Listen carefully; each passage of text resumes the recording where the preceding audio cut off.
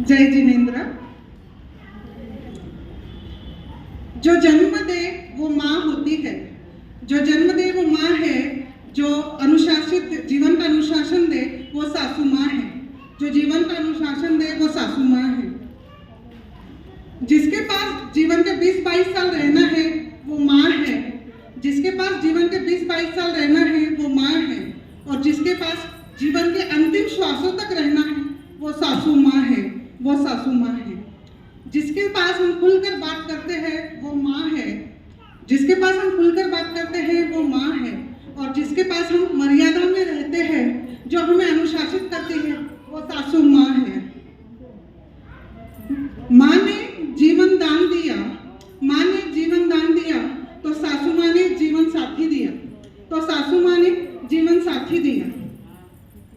माँ ने कोमल कलीसा रखा, माँ ने कोमल कलीसा रखा तो सासू माँ ने वट वृक्ष सा बनाया, तो माँ ने सासू माँ ने वट वृक्ष सा बनाया।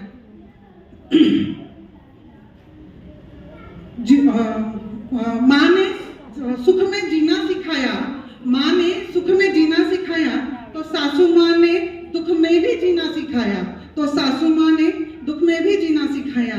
सभी कहते हैं माँ ईश्वर समान है, सभी कहते हैं माँ ईश्वर समान है।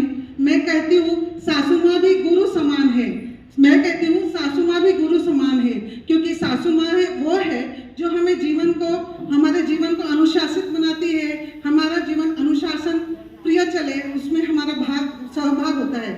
जब मैं दुनिया में रोती हुई आई, जब मैं दुनिया में रोती हुई आई तो मुस्कुराती हुई माँ ने गोद में लिया, जब मैं रोती हुई दुनिया में आई तो मुस्कुराती हुई माँ ने गोद में लिया, और जब मैं ससुराल में रोती हुई आई तो मुस्कुराते हुए सासू माँ ने गले लगाया, तो मुस्कुराती हुई सासू माँ ने मुझे गले लगाया।